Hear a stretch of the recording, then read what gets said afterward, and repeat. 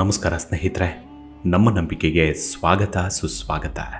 ಸ್ನೇಹಿತರೆ, ರಾಮಾಯಣ ಮಹಾಕಾವ್ಯದಲ್ಲಿ ನಮ್ಮ ನೆನಪಿನಾಳದಲ್ಲಿ ಹುದುಗಿರುವ ಪಾತ್ರಗಳಲ್ಲಿ ಒಂದು ಜಟಾಯುವಿನದ್ದು. ದೇಹದರ್ಧ ಭಾಗ ಮನುಷ್ಯ, ಮತ್ತರ್ಧ ಗರುಡ ಪಕ್ಷಿಯದ್ದು. ಹೀಗೆ ಸೀತಾಪಹರಣ ಸಂದರ್ಭದಲ್ಲಿ ರಾವಣನ ವಿರುದ್ಧ ಕಾದಾಡಿ ಸೀತಾಮಾತೆಯನ್ನ ರಕ್ಷಿಸಲು ಅವಿರತ ಪ್ರಯತ್ನಪಟ್ಟ ಮಹಾನ್ ನಿಷ್ಠಾವಂತ ರಾಮಭಕ್ತ ಜಟಾಯು.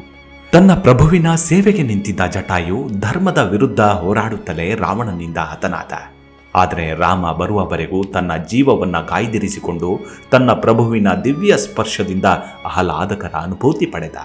ನಂತರ ಸೀತಾಮಾತೆಯನ್ನ ಅಪಹರಿಸಿದ್ಯಾರು ಅನ್ನೋದನ್ನ ತಿಳಿಸಿ ರಾಮನ ತೊಡೆಯ ಮೇಲೆ ಅಸುನೀಗಿದ ಪ್ರಾಮಾಣಿಕ ನಿಷ್ಕಳಂಕಿಯೇ ಜಟಾಯು. ಆ ರಾವಣನೊಂದಿಗಿನ ಕಾದಾಟದ ಘಟನೆಗಳನ್ನು ವಿವರಿಸುವಾಗಲೇ ಜಟಾಯುವಿನ ಕಣ್ಣಾಲಿಯಲ್ಲಿ ದೃಶ್ಯ ಮೂಡುತ್ತಿತ್ತು. ರಾಮ ಕೊನೆಗೆ ಆ ಪರಮ ಭಕ್ತನ ಕಾರ್ಯ ಶೌರ್ಯಕ್ಕೆ ಅಂತಿಮ ವಿದಾಯ ಹೇಳಿದ್ದ.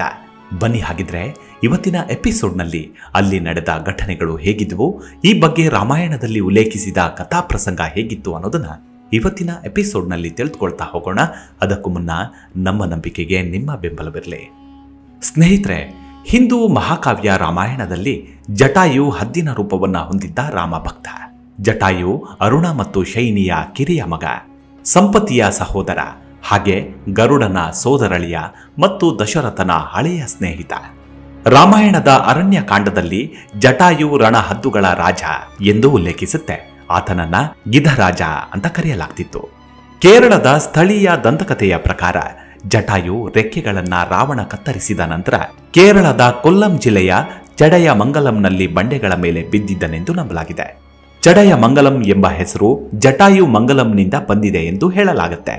ಚಡಯ ಮಂಗಲಂನಲ್ಲಿರುವ ಜಟಾಯು ಅರ್ತ್ ಸೆಂಟರ್ ನೇಚರ್ ಪಾರ್ಕ್ನಲ್ಲಿ 61 ಮೀಟರ್ ಅಂದ್ರೆ 900 ಅಡಿ ಜಟಾಯುವಿನ ವಿಶಾಲವಾದ ಪ್ರತಿಮೆಯನ್ನ ನಿರ್ಮಿಸಲಾಗಿದೆ. ಇದು ವಿಶ್ವದ ಅತಿದೊಡ್ಡ ಪಕ್ಷಿ ಶಿಲ್ಪ ಎಂದು ಮನ್ನಣೆ ಪಡೆದಿದೆ. ಇನ್ನು ಆಂಧ್ರಪ್ರದೇಶದ ಲೇಪಾಕ್ಷಿಯು ಕೂಡ ರಾವಣನಿಂದ ಗಾಯಗೊಂಡ ನಂತರ ಜಟಾಯು ಬಿದ್ದ ಸ್ಥಳವೆಂದು ಹೇಳಲಾಗುತ್ತೆ. ರಾಮನು ಜಟಾಯುವಿಗೆ ಲೇಪಕ್ಷಿ ಅಂತ ಹೇಳಿದ್ದರಿಂದ ಲೇಪಾಕ್ಷಿ ಎಂಬ ಗ್ರಾಮಕ್ಕೆ ಆ ಹೆಸರು ಬಂದಿದೆ. ತಮಿಳುನಾಡಿನ ತಿರುಪುಟ್ಕುಜಿಯಲ್ಲಿರುವ ವಿಜಯ ರಾಘವ ಪೆರುಮಾಳ್ ದೇವಸ್ಥಾನವು ಜಟಾಯುವಿಗೆ ಸಂಬಂಧಿಸಿದೆ. ಯಾಕಂದ್ರೆ ಪ್ರಧಾನ ದೇವತೆಯಾದ ರಾಮನ ಒಂದು ರೂಪವಾಗಿದ್ದ ವಿಜಯ ರಾಘವ ಪೆರುಮಾಳ್ ಈ ಸ್ಥಳದಲ್ಲಿಯೇ ಜಟಾಯುವಿನ ಅಂತಿಮ ವಿಧಿಗಳನ್ನ ನೆರವೇರಿಸಿದ್ದರೆಂದು ನಂಬಲಾಗಿದೆ. ಜಟಾಯು ಬಿದ್ದ ಜಲರಾಶಿಯನ್ನ ಜಟಾಯು ತೀರ್ಥಂ ಎಂದು ಕರೆಯಲಾಗುತ್ತೆ. ತಮಿಳುನಾಡಿನ ಪುಲ್ಲಭೂತಂಗುಡಿಯಲ್ಲಿರುವ ತಿರುಪುಲ್ಲಭೂತಂಗುಡಿ ದೇವಸ್ಥಾನವು ಜಟಾಯುವಿನ ಅಂತ್ಯಕ್ರಿಯೆಯ ಸ್ಥಳವೆಂದು ಹೇಳಲಾಗುತ್ತೆ. ಈಗ ಮೂಲ ಕಥೆಗೆ ಬರೋಣ. ರಾವಣ ಭಿಕ್ಷುಕ ಸನ್ಯಾಸಿಯ ವೇಷ ಧರಿಸಿ ಸೀತೆಯನ್ನ ಅಪಹರಿಸಿಕೊಂಡು ಹೋಗುತ್ತಿರುವಾಗ ಸೀತೆಯ ಆರ್ತನಾದ ಮುಗಿಲು ಮುಟ್ಟಿತ್ತು. ಈ ಸಮಯದಲ್ಲಿ ಒಂದು ಪರ್ವತದ ಸಂದಿಯಲ್ಲಿ ಕುಳಿತಿದ್ದ ಜಟಾಯುವಿಗೆ ಒಂದು ಹೆಣ್ಣಿನ ಅರುಚಾಟ, ಸಹಾಯಕ್ಕಾಗಿ ಆಕೆಯ ಕಿರುಚಾಟ ಕೇಳಿಸುತ್ತೆ. ಅಲ್ಲಿಂದಲೇ ಯಾರಿರಬಹುದು ಎಂದು ಅತ್ತಿತ್ತ ಕಣ್ಣಾಡಿಸಿದಾಗ ಮೊದಮೊದಲು ಯಾರು ಎನ್ನುವುದು ಸರಿಯಾಗಿ ಗೊತ್ತಾಗೋದಿಲ್ಲ. ವಯಸ್ಸಾದ ಕಾರಣ ಹಾಗೆ ಸ್ವಲ್ಪ ಹೊತ್ತು ಕಣ್ಣು ಮುಚ್ಚಿ ಮಿಟುಕಿಸಿ ದಿಟ್ಟಿಸಿ ನೋಡುತ್ತಾ ಸಾಕಷ್ಟು ಪ್ರಯತ್ನಿಸಿ ಸುಮ್ಮನಾಗತ್ತೆ. ಆದರೆ ಯಾವಾಗ ಆ ಹೆಣ್ಣಿನ ಧ್ವನಿಯಲ್ಲಿ ರಾಮ ಲಕ್ಷ್ಮಣ ಎಂಬ ಹೆಸರಿನ ಚೀರಾಟ, ಜಟಾಯು ಎದ್ದು ಆಕಾಶದ ಕಡೆಗೆ ನೋಡ್ತಾನೆ. ಒಂದು ಹೆಣ್ಣನ್ನ ಯಾರೋ ಒಬ್ಬ ಆಕಾಶ ಮಾರ್ಗವಾಗಿ ಅಪಹರಿಸಲು ಪ್ರಯತ್ನಿಸುತ್ತಿರೋದು ಕಾಣಿಸುತ್ತೆ. ಜಟಾಯುಗೆ ಆಕಾಶದಲ್ಲಿ ಸ್ವಲ್ಪ ದೂರದಲ್ಲಿ ರಥದ ರೀತಿಯ ವಿಮಾನವೊಂದು ಹಾರುತ್ತಾ ತನ್ನೆಡೆಗೆ ಬರುತ್ತಿರುವುದು ಕಾಣಿಸುತ್ತೆ. ಅದರಲ್ಲಿ ಓರ್ವ ಆಶ್ರಮವಾಸಿಯಂತಿದ್ದ ಸ್ತ್ರೀಯನ್ನ ಓರ್ವ ಕ್ರೂರಿ ಬಲವಂತವಾಗಿ ಎಳೆದೊಯ್ಯುತ್ತಿರುವುದು ಕಾಣಿಸುತ್ತೆ. ಇದನ್ನ ಕಂಡೊಡನೆ ಜಟಾಯುವಿಗೆ ಇದೇನೋ ಮಹಾಪಾಪದ ಕೆಲಸವೇ ಇರಬೇಕು ಎಂದೆನಿಸಿ ಕಣ್ಣನ್ನ ಸಡಿಲಿಸಿ ದಿಟ್ಟಿಸಿ ನೋಡ್ತಾನೆ. ಹೌದು, ಅದು ಶ್ರೀರಾಮನ ಪತ್ನಿ ಸೀತಾದೇವಿಯೇ. ಆಕೆಯನ್ನ ಅಪಹರಿಸುತ್ತಿರುವವನು ಲಂಕಾಧಿಪತಿ ರಾಕ್ಷಸ ರಾವಣ ಎಂದು ತಿಳಿದು ಬಿಡುತ್ತೆ. ಸೀತೆಗೆ ಜಟಾಯು ಕಾಣಿಸಿದಾಕ್ಷಣ ತನ್ನನ್ನ ಕಾಪಾಡುವಂತೆ ಬೇಡಿಕೊಳ್ತಾಳೆ. ಅಲ್ಲದೆ ರಾಮ ಹಾಗೂ ಲಕ್ಷ್ಮಣರಿಗೆ ತನ್ನ ಅಪಹರಣದ ಬಗ್ಗೆ ತಿಳಿಸುವಂತೆ ಹೇಳ್ತಾಳೆ.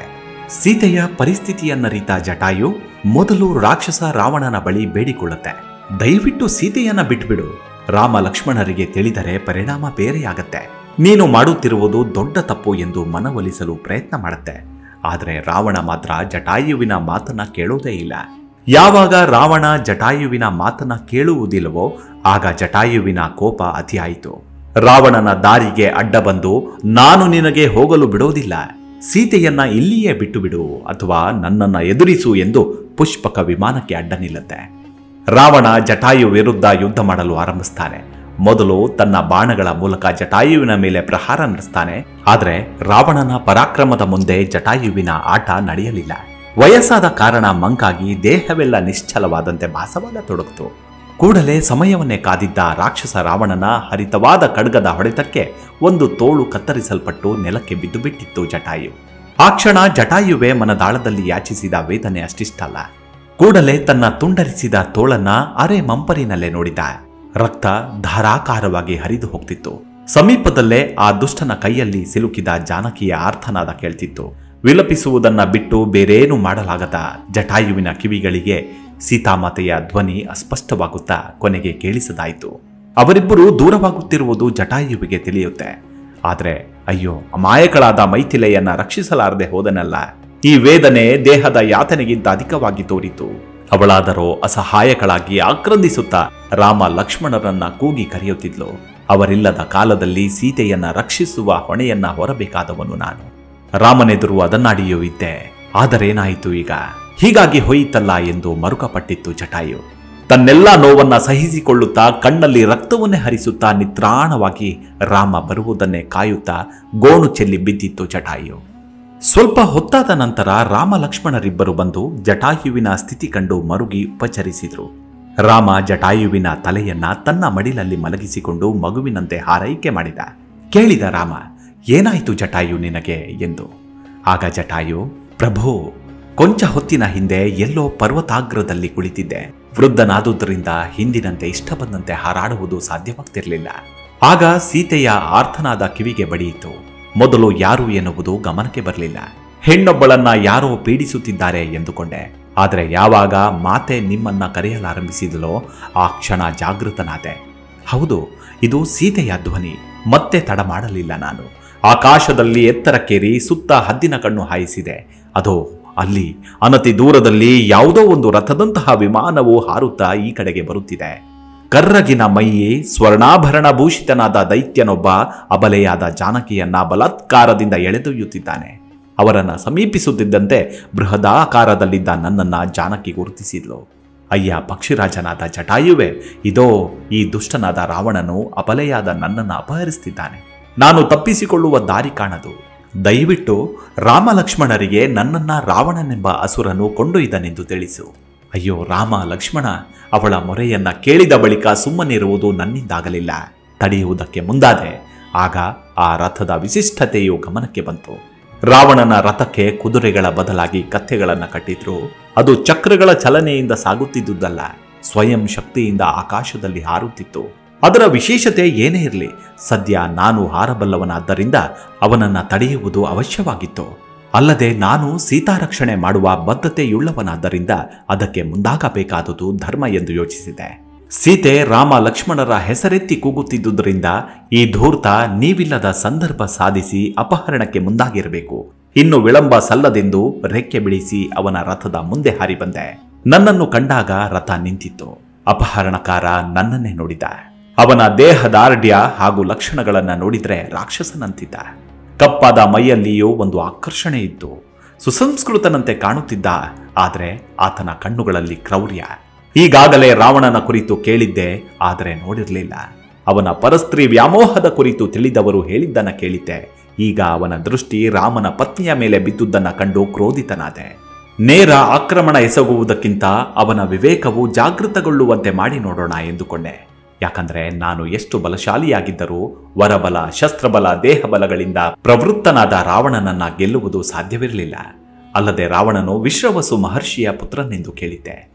ಹಾಗಾಗಿ ನೀತಿಯುಕ್ತ ಮಾತನ್ನ ಕೇಳಿದರೂ ಕೇಳಿಯಾನು, ಅಥವಾ ಅಷ್ಟು ಹೊತ್ತು ತಡೆದರೆ ರಾಮ ಲಕ್ಷ್ಮಣರು ಬಂದರೂ ಬರಬಹುದು ಎಂದು ಆಲೋಚಿಸಿ ಅವನಲ್ಲಿ ಹೀಗೆಂದೆ. ಅಯ್ಯ ರಾವಣ, ನಿನ್ನ ಪ್ರಸಿದ್ಧಿಯನ್ನ ನಾನು ಕೇಳಿಬಲ್ಲೆ.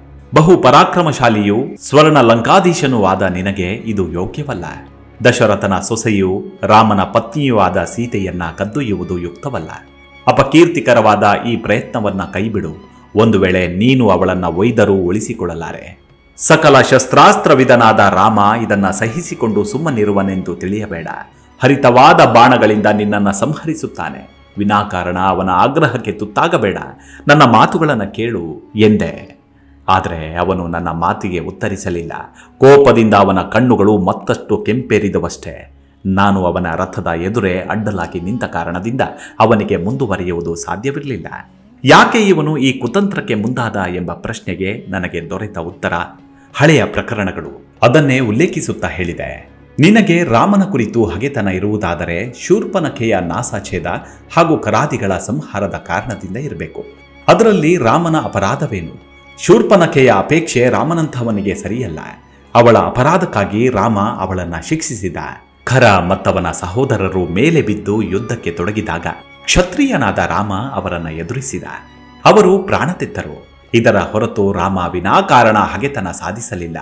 ತನ್ನ ಅಪೇಕ್ಷೆಗೆ ರಾಮ ಮಣಿಯತಕ್ಕದ್ದೆಂದು ಶಾಸನ ಮಾಡುವ ಅಧಿಕಾರ ಶೂರ್ಪನಖಿಗಾಗಲಿ ಇತರ ರಾಕ್ಷಸರಿಗಾಗಲಿ ಎಲ್ಲಿದೆ? ಅವರವರ ಸಂಸ್ಕಾರದಂತೆ ಜೀವಿಸುವ ಹಕ್ಕು ಅವರದು. ಹಾಗಾಗಿ ಅಲ್ಲಿ ರಾಮನ ತಪ್ಪನ್ನ ಕಾಣುವಂತಿಲ್ಲ. ಅದಕ್ಕಾಗಿ ಇಂತಹ ಹೇಯ ಕಾರ್ಯ ಸಮಂಜಸವಲ್ಲ. ಮುಂದಿನ ಪರಿಣಾಮವನ್ನ ಲಕ್ಷಿಸಿ ಈ ದುಸ್ಸಾಹಸವನ್ನ ಕೈಬಿಡು ಎಂದೆ. ನನ್ನ ಮಾತುಗಳು ರಾವಣನ ಮೇಲೆ ಯಾವ ಪರಿಣಾಮವನ್ನು ಬೀರಲಿಲ್ಲ. ಅವನ ಕ್ರೋಧ ಹೆಚ್ಚಾಯಿತು. ಅವನು ಮುಂದುವರಿಯುವುದಕ್ಕೆ ಯತ್ನಿಸುತ್ತಿದ್ದ. ನಾನು ತಡೆಯುವಂತೆ ರೆಕ್ಕೆಗಳನ್ನ ನೀಳವಾಗಿ ಹರಡಿ ನಿಂತಿದ್ದೆ. ನನ್ನನ್ನು ಬಲವಂತವಾಗಿ ಸರಿಸಿ ಮುಂದೆ ಸಾಗುವುದಲ್ಲದೆ ಅವನಿಗೆ ಬೇರೆ ದಾರಿ ಇರಲಿಲ್ಲ. ಅವನು ಆಯುಧ ಎತ್ತಿದರೆ ಯುದ್ಧ ಅನಿವಾರ್ಯವಿತ್ತು. ಅವನು ಯೋಚಿಸುತ್ತಿದ್ದ, ಎಷ್ಟೇ ಪ್ರಬಲನಾದರೂ ವಿರೋಧಿಯ ಪರಿಚಯವಿಲ್ಲದೆ ಮೇಲೆ ಬೀಳುವುದು ಕ್ಷೇಮವಲ್ಲವಷ್ಟೇ. ನಾನಾದರೋ ಅವನಷ್ಟು ಶಕ್ತಿವಂತನಲ್ಲವಾದರೂ ವೃದ್ಧನಾಗಿದ್ದರೂ ಕೂಡ ತೀರಾ ದುರ್ಬಲನಾಗಿರಲಿಲ್ಲ. ಅಲ್ಲದೆ ದಶರಥ ಹಾಗೂ ರಾಮನ ಕುರಿತು ಗೌರವ, ಸೀತೆಯ ಆರ್ಥತೆ ಒಂದು ಹೊಸ ಶಕ್ತಿಯನ್ನ ನನ್ನಲ್ಲಿ ಸಂಚಯಿಸುವಂತೆ ಮಾಡಿತ್ತು. ಪ್ರಾಣದ ಹಂಗಿಲ್ಲದ ಹೋರಾಟಕ್ಕೆ ನಾನು ಸಜ್ಜಾಗಿಯೇ ಇದ್ದೆ. ರಾವಣ ರಥದಲ್ಲಿದ್ದ ಧನುರ್ಬಾಣಗಳನ್ನ ಎತ್ತಿಕೊಂಡ. ಹುಬ್ಬು ಗಂಟಿಕ್ಕಿ ದೂರ ಸರಿ ದುಷ್ಟ ಪಕ್ಷಿ ಎಂದ. ಇಲ್ಲ, ನಿನ್ನನ್ನ ಹೋಗಗೊಡಲಾರೆ. ಒಂದೋ ಈ ಕಳ್ಳತನದ ಕೆಲಸ ನಿಲ್ಲಿಸು, ಅಲ್ಲವಾದರೆ ನನ್ನನ್ನು ಎದುರಿಸು ಎಂದೆ. ಸಾಯುವುದಿದ್ದರೂ ಅವನನ್ನ ಸಾಧ್ಯವಾದಷ್ಟು ಹೊತ್ತು ತಡೆದು ನಿಲ್ಲಿಸಿ ನೀವು ಬರುವವರೆಗಾದರೂ ನಿರೀಕ್ಷಿಸೋಣ ಅಂತ ಯೋಚಿಸಿದೆ. ಅದಕ್ಕಾಗಿ ಕಾದಾಟಕ್ಕೆ ಸನ್ನದ್ಧನಾದೆ. ರಾವಣ ಹೆದೆ ಏರಿಸಿ ಎಡೆಬಿಡದೆ ಬಾಣಗಳನ್ನು ಪ್ರಯೋಗಿಸಲಾರಂಭಿಸಿದ. ದಟ್ಟವಾಗಿ ಬೆಳೆದಿದ್ದ ಗರಿಗಳ ದೆಸೆಯಿಂದ ನನ್ನ ದೇಹಕ್ಕೆ ಗಾಯವಾಗಲಿಲ್ಲ. ಅನೇಕ ಬಾಣಗಳನ್ನ ರೆಕ್ಕೆಗಳ ಬೀಸುವಿಕೆಯಿಂದ ಹಾರಿಸಿದೆ. ಕೆಲವನ್ನ ಕೊಕ್ಕಿನಿಂದ ಕಚ್ಚಿ ಮುರಿದೆ. ಹಲವನ್ನ ಕೈಗಳಿಂದ ಹಿಡಿದು ತುಂಡರಿಸಿದೆ. ನಡುವೆ ಅವನ ಮೇಲೆ ಎರಗುತ್ತಿದ್ದೆ. ಅವನ ಕೈಗಳನ್ನು ಕುಕ್ಕಿದೆ, ಕವಚವನ್ನ ಹರಿದೆ, ಧ್ವಜದಂಡವನ್ನ ಮುರಿದೆ. ನನ್ನ ಹರಿತವಾದ ಉಗುರುಗಳು ಹಾಗೂ ಕೊಕ್ಕಿನ ದೆಸೆಯಿಂದ ರಾವಣನ ಮೈಯೆಲ್ಲ ಗಾಯಗಳಾದವು. ನೆತ್ತರು ಸುರಿಯತೊಡಗಿತು. ಅವನು ಕೂಡ ಆಯಾಸಗೊಳ್ಳುತ್ತಿದ್ದ. ಬಹು ಬಲಶಾಲಿಯಾದ ಅವನಿಗೆ ನಾನು ಎದುರಾಳಿಯಲ್ಲ. ಆದರೆ ಅವನಲ್ಲಿಲ್ಲದ ಒಂದು ಬಲ ನನಗಿತ್ತು. ನಾನು ಧರ್ಮವನ್ನ ನಂಬಿ ಹೋರಾಡುತ್ತಿದ್ದೆ. ಇಂತಹ ಒಂದು ವಿಶ್ವಾಸ ಕೊಡುವ ಸ್ಥೈರ್ಯ ನನ್ನಲ್ಲಿತ್ತು. ಅವನಾದರೂ ಕಳ್ಳತನ ಮಾಡುವಾಗ ಸಿಕ್ಕಿಬಿದ್ದವನು. ಅದರಿಂದ ಹುಟ್ಟಿದ ಒಂದು ಅಳುಕು ಅವನನ್ನ ದೂರ ಸರಿಯುವಂತೆ ಮಾಡುತ್ತಿತ್ತು. ಕೊಂಚ ಕಾಲ ಹೀಗೆಯೇ ಯುದ್ಧ ಸಾಗಿತ್ತು. ಅವನ ಕತ್ತೆಗಳನ್ನು, ಸಾರಥಿಯನ್ನು ಕೊಂದು ಹಾಕಿದೆ. ನನ್ನ ರೆಕ್ಕೆಗಳ ಘಾತಕ್ಕೆ ಅವನ ರಥವು ಪುಡಿಯಾಯಿತು. ಛಿದ್ರವಾದ ರಥದೊಂದಿಗೆ ಅವನು ನೆಲಕ್ಕೆ ಬಿದ್ದ. ನಾನು ಕೆಳಗಿಳಿದು ಹೋರಾಡತೊಡಗಿದೆ. ಇಲ್ಲಿ ಒಂದು ತೊಡಕಿತ್ತು. ನನಗೆ ಆಕಾಶದಲ್ಲಿ ಸಹಜ ಚಲನೆಯಿಂದಾಗಿ ಅವನನ್ನು ಆಕ್ರಮಿಸುವುದು ಸುಲಭವಾಗಿತ್ತು. ಆದರೆ ನೆಲದಲ್ಲಿ ವೇಗದ ಚಲನೆ ಕಷ್ಟವಾಗ್ತಿತ್ತು. ಅವನೀಗ ಖಡ್ಗವನ್ನೆತ್ತಿಕೊಂಡಿದ್ದ. ಬಿಲ್ಲು ಬಾಣ ಹಿಡಿದವನ ಸಮೀಪ ನಿಂತು ಹೋರಾಡುವುದು ಕಷ್ಟವಾಗುತ್ತಿರಲಿಲ್ಲ. ಆದರೆ ಖಡ್ಗ ಹಿಡಿದವನ ಬಳಿ ಹೋಗುವಂತಿರಲಿಲ್ಲ. ಅವನು ಸರಿಯಾದ ಸಂದರ್ಭಕ್ಕೆ ಕಾಯುತ್ತಿದ್ದ. ಹೋರಾಡುತ್ತಾ ನನಗೆ ಆಯಾಸ ಹೆಚ್ಚುತ್ತಿತ್ತು. ಅವನು ಸಾಕಷ್ಟು ಗಾಯಗೊಂಡಿದ್ದನಾದರೂ ಅವನಲ್ಲಿ ಚೈತನ್ಯ ಉಳಿದಿತ್ತು. ನಾನು ಸೋಲುತ್ತಾ ಬಂದೆ. ಕೊನೆಗೆ ಆದದ್ದಾಗಲಿ ಎಂದು ಕೊನೆಯ ಆಕ್ರಮಣವನ್ನ ಮಾಡಿದೆ. ಆದರೇನು, ಅವನನ್ನು ಮುಟ್ಟುವ ಮುನ್ನವೇ ಖಡ್ಗ ಪ್ರಹಾರದಿಂದ ನನ್ನ ರೆಕ್ಕೆಯನ್ನೇ ಕತ್ತರಿಸಿಬಿಟ್ಟ. ಅವನ ನೆತ್ತಿಯ ಮೇಲೆ ಹಾರಾಡುತ್ತಿದ್ದ ನಾನು ಅಸಹಾಯಕನಾಗಿ ನೆಲಕ್ಕೆ ಬಿದ್ದೆ. ಅಲ್ಲಿಗೆ ನನ್ನ ಹೋರಾಟ ಕೊನೆಯಾಯಿತು. ರಾವಣ ಸೀತೆಯನ್ನ ಬಂಧಿಸಿ ಗಗನ ಮಾರ್ಗವಾಗಿ ಹಾರಿಹೋದ. ನಾನು ನನ್ನ ನೆತ್ತರಿನಲ್ಲಿ ಹೊರಳುತ್ತಾ ಬಿದ್ದಿದ್ದೆ. ದೇಹ ಜರ್ಜರಿತವಾಗಿತ್ತು. ಮನಸ್ಸು ಹತಾಶವಾಗಿತ್ತು. ಇನ್ನೇನು ನನ್ನ ಅಂತಿಮ ಕ್ಷಣ ಬಂತು ಎಂದುಕೊಂಡೆ. ಆ ಘಳಿಗೆಯಲ್ಲಿ ನೆನಪಾದದ್ದು ನನ್ನ ಅಣ್ಣ ಸಂಪಾತಿಯದ್ದು. ಒಂದು ಸಲ ನಮ್ಮಿಬ್ಬರಲ್ಲೂ ಸ್ಪರ್ಧಾ ಬುದ್ಧಿಯಿಂದ ಸೂರ್ಯನ ಎತ್ತರಕ್ಕೆ ಹಾರಲು ಹೊರಟೆವು. ನಮ್ಮ ತಂದೆ ಅರುಣನ ಸಮೀಪ ಹೋಗುತ್ತೇವೆಂಬ ಕಲ್ಪನೆಯೂ ಇದ್ದಿರಬಹುದು. ಮೇಲೇರುತ್ತಿದ್ದಂತೆ ಸೂರ್ಯನ ತಾಪಕ್ಕೆ ನಾನು ಕಂಗೆಡತೊಡಗಿದೆ. ಕಣ್ಣು ಕತ್ತಲೆ ಬರಲಾರಂಭಿಸಿತು. ನನ್ನ ಅಣ್ಣ ಸಂಪತ್ತಿಗೆ ಇದು ಅರಿವಿಗೆ ಬಂದಿರಬೇಕು.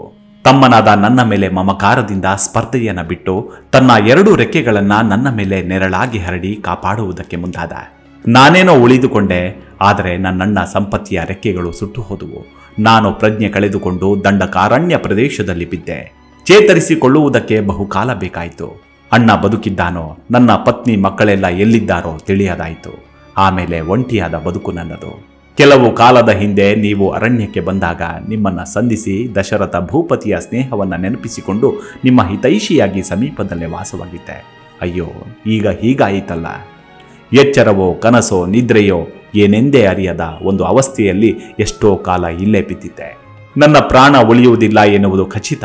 ಆದರೆ ಸಾಯುವ ಮುನ್ನ ರಾಮನ ದರ್ಶನವಾದರೆ ಸಾಕು ಎಂದಷ್ಟೇ ನನ್ನ ಅಪೇಕ್ಷೆ ಇದ್ದದ್ದು.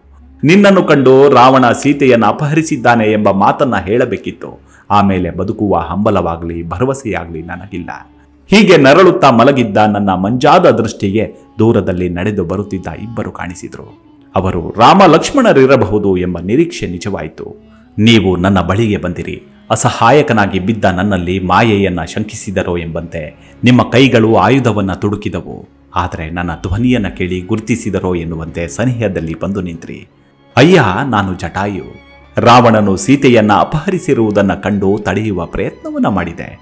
ಅವನೊಂದಿಗೆ ಹೋರಾಡಿ ಅವನ ರಥವನ್ನ ಧ್ವಂಸ ಮಾಡಿ ಸಾರಥಿಯನ್ನ ಕೊಂದೆ. ಆದರೆ ಅವನು ರೆಕ್ಕೆಗಳನ್ನು ಕತ್ತರಿಸಿ ಬೀಳಿಸಿ ಹೊರಟು ಹೋದ. ಇಷ್ಟು ಮಾತನಾಡುವಾಗಲೇ ನಿತ್ರಾಣಗೊಂಡೆ. ಬಾಯಿಯಿಂದ ನೆತ್ತರು ಸುರಿಯುತ್ತಿತ್ತು. ನನ್ನ ಭಗವಂತನಾದ ರಾಮ ನನ್ನ ಸಮೀಪ ನೆಲದಲ್ಲಿ ಕುಳಿತು ನನ್ನನ್ನು ತಬ್ಬಿಕೊಂಡು ಸಂತೈಸಿದ. ಅವನ ಸ್ಪರ್ಶದಿಂದ ಅದೇನೋ ದಿವ್ಯಾನುಭೂತಿ ನನ್ನಲ್ಲಿ ಉಂಟಾಯಿತು. ಸೀತೆಯನ್ನು ಅಪಹರಿಸಿದವನ ವಿವರವನ್ನ ಕೇಳಿದೆ ನೀನು. ನಾನು ಬಲ್ಲವನಾದರೂ ಹೇಳುವಷ್ಟು ಶಕ್ತಿ ನನ್ನಲ್ಲಿ ಉಳಿದಿರಲಿಲ್ಲ. ಮರಣ ಹತ್ತಿರವಾಗುತ್ತಿದೆ ಎಂಬುದು ಅರಿವಾಗುತ್ತಿತ್ತು. ನಿನಗೆ ಬೇಕಾದ ವಿವರವನ್ನ ಹೇಳಬೇಕು ಎಂಬ ಛಲದಿಂದ ಅಳಿದುಳಿದ ಚೈತನ್ಯವನ್ನು ಒಗ್ಗೂಡಿಸಿಕೊಂಡೆ. ನಡುಗುತ್ತಿದ್ದ ಧ್ವನಿಯಲ್ಲಿ, ಶ್ರೀರಾಮ, ನಿನ್ನ ಪತ್ನಿಯಾದ ಜಾನಕಿಯನ್ನ ಒಯ್ದವನು ರಾವಣ, ವಿಶ್ರವಸುವಿನ ಪುತ್ರ, ಕುಬೇರನ ತಮ್ಮ. ಇಷ್ಟನ್ನು ಹೇಳುತ್ತಿದ್ದಂತೆ ಬಾಯಿಯಿಂದ ನೆತ್ತರು ಸುರಿಯಿತು. ಧನಿ ಉಡುಗಿತು. ರಾಮನ ತೊಡೆಯ ಮೇಲೆಯೇ ತಲೆವಾಲಿಸಿದೆ. ನನ್ನ ಆಯಸ್ಸು ಅಲ್ಲಿಗೆ ತೀರಿತ್ತು. ಎಚ್ಚರ ತಪ್ಪಿದೆ. ಈ ಮೇಲಿನ ಮಾತೆಲ್ಲವೂ ಜಟಾಯುವಿನ ಕಣ್ಣಾಲಿಗಳಲ್ಲಿ ದೃಶ್ಯದಂತೆ ಮೂಡಿಬರ್ತಿತ್ತು. ಜಟಾಯುವಿನ ಬಲಿದಾನಕ್ಕೆ, ತ್ಯಾಗಕ್ಕೆ ಮಮ್ಮಲ ಮರುಗಿದ ರಾಮ. ಜಟಾಯು ಕಣ್ಮುಚ್ಚುವಾಗ ಅವನ ಕಣ್ಣಲ್ಲಿ ಕಂಬನಿ ತುಂಬಿ ಸೀತಾದೇವಿಯ ಆರ್ತನಾದದ ಚಹರೆ ಮುದ್ರೆ ಒತ್ತಿಬಿಟ್ಟಿತ್ತು. ಅಲ್ಲಿಂದಲೇ ರಾವಣನ ಸ್ಪಷ್ಟ ಚಿತ್ರಣ ರಾಮನಿಗೆ ಸಿಕ್ಕಿದ್ದು. ಮುಂದೆ ನಡೆದಿದ್ದೆಲ್ಲವೂ ಧರ್ಮದ ಅಧಿಪತ್ಯ. ಇವಿಷ್ಟು ಜಟಾಯುವಿನ ಕುರಿತಾದ ಸಣ್ಣದಾದ ಮಾಹಿತಿ. ಮುಂದಿನ ಎಪಿಸೋಡ್ನಲ್ಲಿ ಮತ್ತೆ ಸಿಗೋಣ. ಅಲ್ಲಿವರೆಗೂ ನಿಮ್ಮ ಆರೋಗ್ಯದ ಕಡೆ ಗಮನವಿರಲಿ. Take care. ನಮಸ್ಕಾರ.